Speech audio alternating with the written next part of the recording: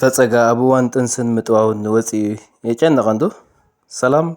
ዶክተር ወልዳይ አባዲ ይባል ስፔሻሊስት ማህፀንን ጥንስን እየ ሎማዓንቲ ብዛዕባ እንታይ ዓይነት ፈጸጋ ኣብ እዋን ጥንስን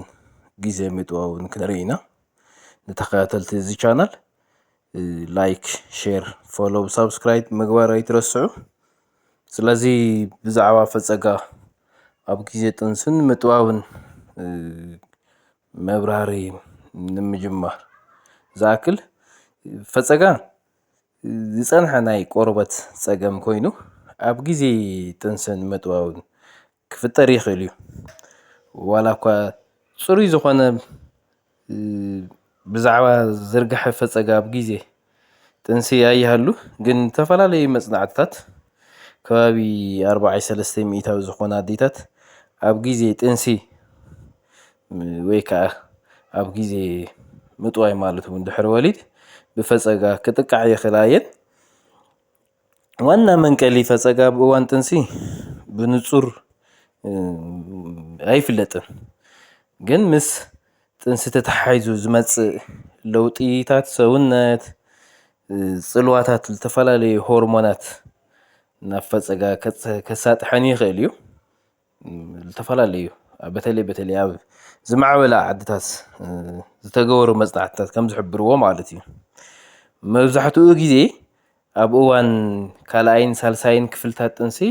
ማለት እውን ድሕሪ 4ይ ወርሒ ኣብ ዘሎ ግዜ ብበዝሒ ይርአ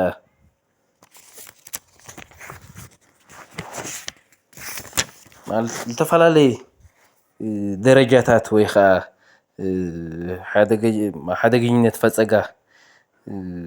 ክፍልታት ኣሎ ማለት ቀሊል ማእኸላይ ወይ ከዓ ሓደገኛ ዓይነት ንብሎ ናይ ፈጸጋ ደረጃ ኣሎ ኣብ ግዜ ጥንሲ መብዛሕትኡ ግዜ ቅልል ዝበሉ እዮም ዘጋጥሙ ግን ዞም ማእኸላይ ወይ ከዓ ሓደገኛ ዓይነት ፈጸጋ ንብሎም ዋና መንቀልታቶም በተለይ ትሕቲ 25 ዓመት ዝኾነት እንስቲ ኣዶ በኳር እንድሕር ተኾይና ቅድሚ ምጥናሳ ዘይስሩዕ ወርሓዊ ጽግያት ዘጥቅዓ ዝነበራ ኣዶ ብሕክምና ፖሊሲስቲክ ኦቫርያን ሲንድሮም ኢልና ንጽውዖ ዝነበራ እንድሕር ተኾይኑ ካብ ዓቐን ንላዕሊ ርጉዶ ኣዶ ወይ ከዓ ካብ ዓቐን ንታሕቲ ክብደት ቆልዓ ዘለወን ጥኑሳት ኣዴታት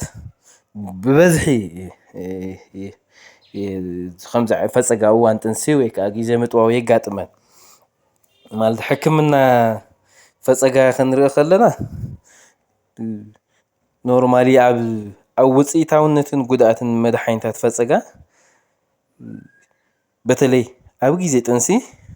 ከምኡ እውን ኣብ ግዜ ምጥባው ዝገልጽ ንጹር ዝኾነ ሓበሬታ ብጣዕሚ ውሑድ እዩ ምክንያቱ ዝበዝሑ ጽንዓታት ጥኑሳት ዝኾና ኣዴታት ዘየካትቱ መጠውቲ ዝኾና ኣዴታት ዘየካትቱ ስለ ዝኾኑ ነዚ ዝኾነ በዚ ምክንያት ድማ ሕክምና ኣብ ግዜ ጥንስን ምጥዋውን ቶም ንፈጸጋ ብደንቢ ይሕክሙ እዮም ተባሂሎም ዝፍለጡ መድሓኒታት ስለ ዘይንህቡ ቅልል ዝበሉ ብቻ እዋን ጥንስን ፈጸጋን ማነው እዋን ጥንስን ግዜ ምጥዋውን ዝፍቀዱ ጥራሕ ኢና ክወስዳ ንመኽረን ነተን ደቂ ኣንስትዮ ኣሕዋትና ስለዚ ከም መማረፂ ሕክምናታት መድሓኒት